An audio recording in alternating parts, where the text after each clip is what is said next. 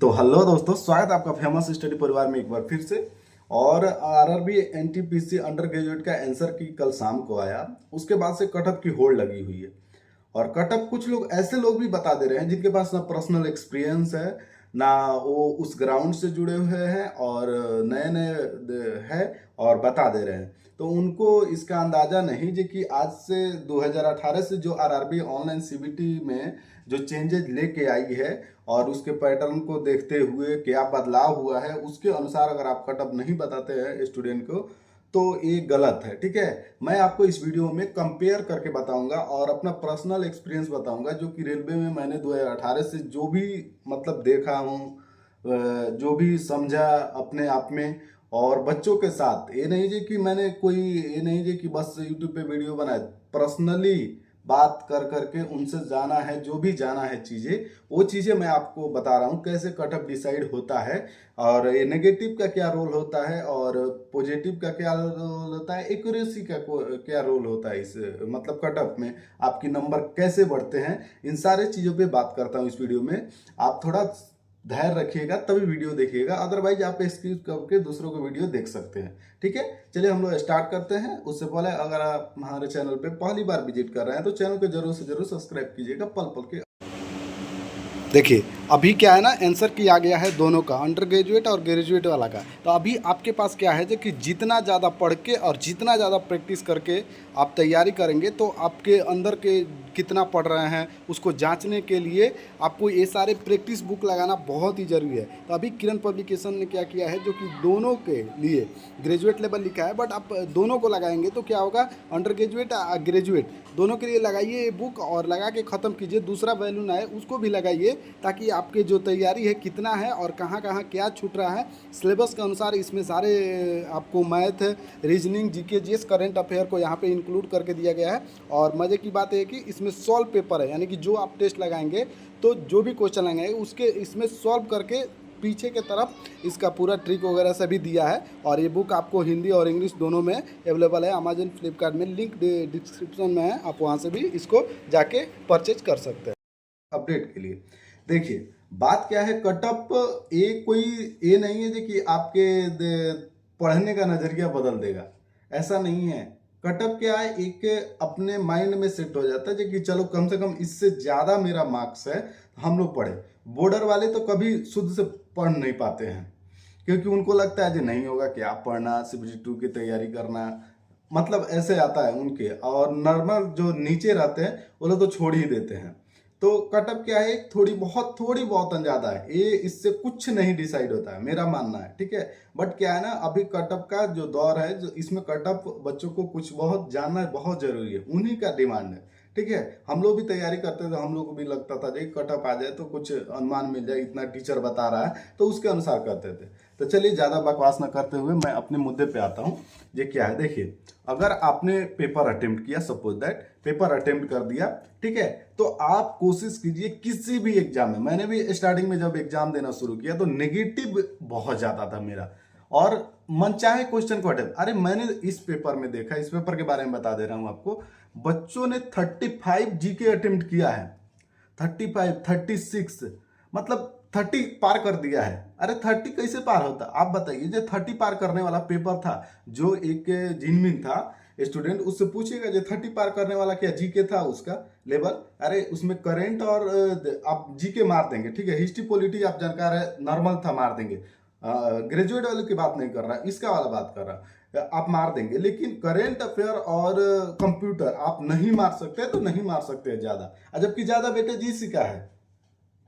अब देख लीजिए, 10 या 10 तो नॉर्मली 9-10 आपका करेंट अफेयर, आप 5-6 आप इसमें जोड़ लीजिए, लगभग 15 के थोड़ा 14, 13, 14 ऐसे 15 तक मान लीजिए, ये आपका यही है। आपका 25 मार्क्स का जीके है तो 25 के 25 आप मार नहीं सकते, ये डिसाइडिंग यही है।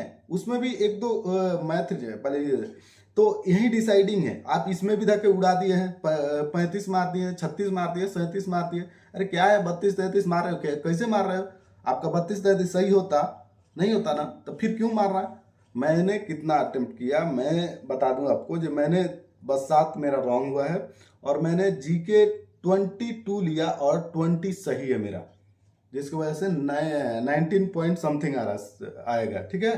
तो ऐसे हुआ, मैं ज्यादा लिया ही नहीं, बात खत्म। हाँ, मैथ रीजनिंग देखिए आप मारिए, ठीक है। मैथ रीजनिंग में आप जो मारते हो वही आता है, एक दो गलत होता है वो बाई मिस्टेक होता है, किसी में कुछ एरर है, चाहे दाएं बाएं में घबरा गए तो वैसे हो जाता है, मेरा भी हुआ है, ठीक है।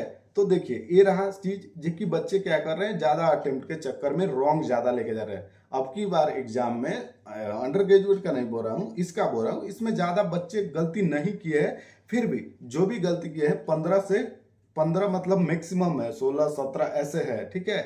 लेकिन बच्चों ने 10 के बाद ही मतलब रॉन्ग मारा है, 11, 12, 13, 14, 15 ऐसे 16।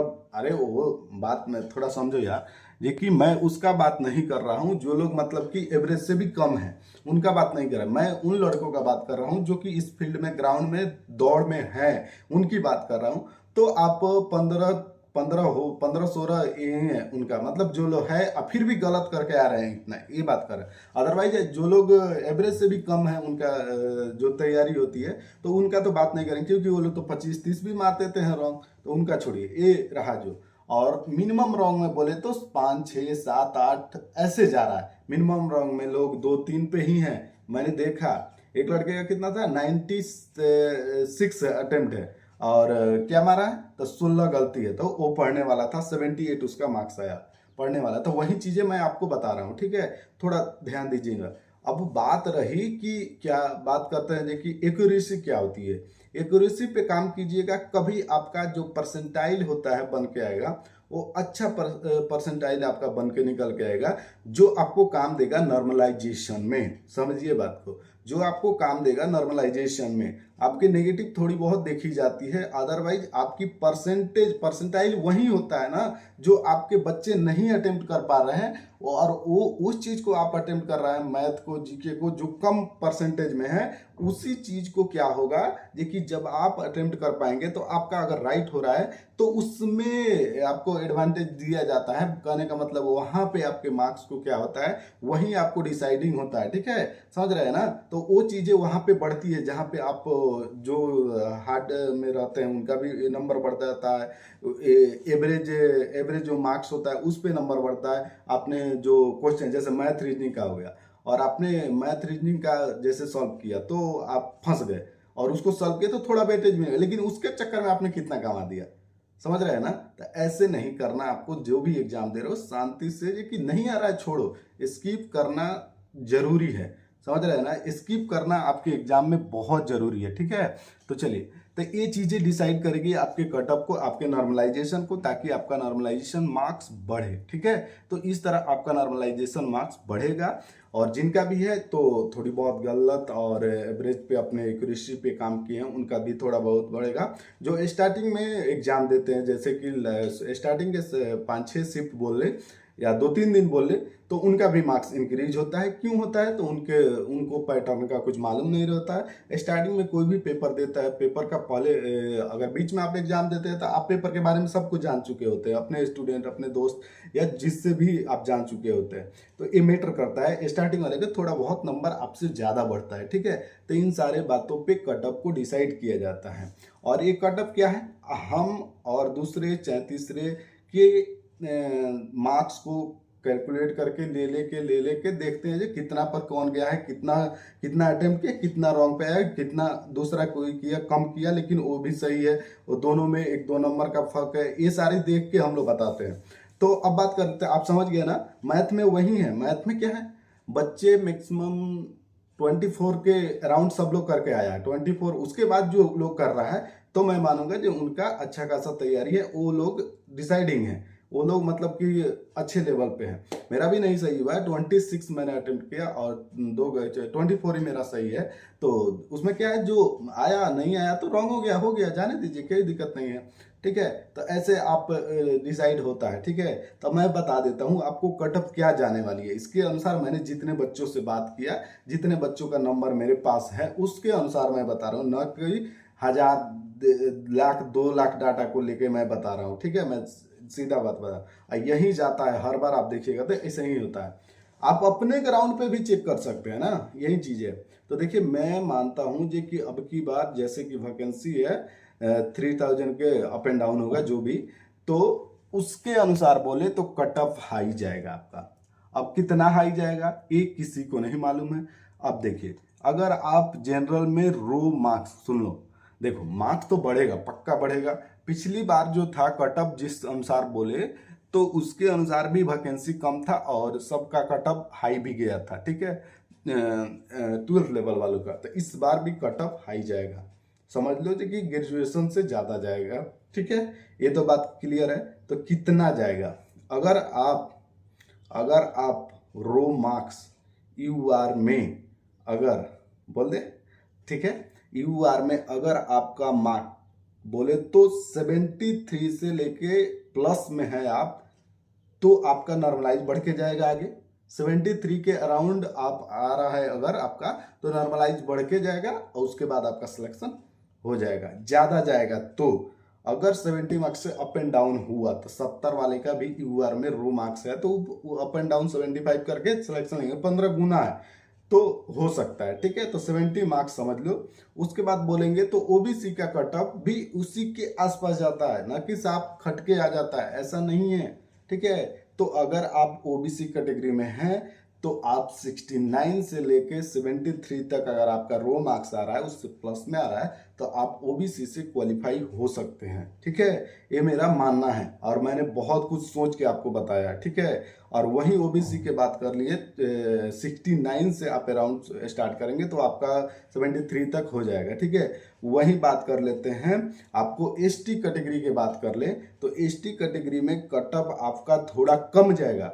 अब जोड़ लो जो कितना जाएगा आप बता दो, ठीक है।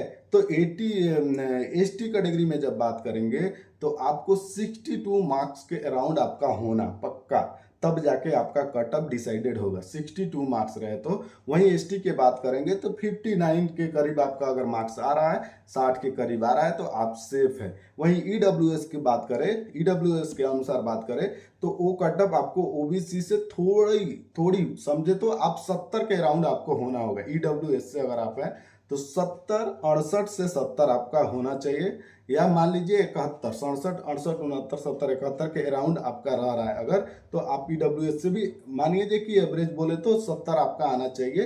रो मार्क्स की बात कर रहे हैं, नॉर्मलाइज में मार्क्स पक्का आपका बढ़ेगा और आपका कटअप भी बढ़ेगा, ध्यान रखिएगा। तो ये मेरे तरफ से कटअप रहेगा, आपको 73 के अराउंड आपका अप एंड डाउन हो रहा है तो आप मान सकते हैं कि रो मार्क्स पे आप तैयारी कीजिए CBT 2 का। अगर नहीं भी हुआ तो कोई दिक्कत नहीं, लेकिन होगा, इतना समझ लो, मैं बोल रहा हूँ तो होगा। मेरा पर्सनल एक्सपीरियंस बहुत दिनों से है तो मैं बता रहा हूँ, ठीक है। और आपका 69 से प्लस ओबीसी में हो जाएगा और आपको बोले तो 62 से प्लस में एसटी कैटेगरी में, और 59 के प्लस है तो आपका एसटी कैटेगरी में, वहीं 70 के एवरेज में आपका ईडब्ल्यूएस वगैरह का सिलेक्शन हो जाएगा। तो आई होप कि आपको वीडियो अच्छा लगा और बहुत ही अच्छे तरीके से मैंने आपको बताया। तो चैनल को जरूर सब्सक्राइब कीजिएगा। मिलते हैं किसी नेक्स्ट वीडियो में, तब तक के लिए बाय। जय हिंद, वंदे मातरम।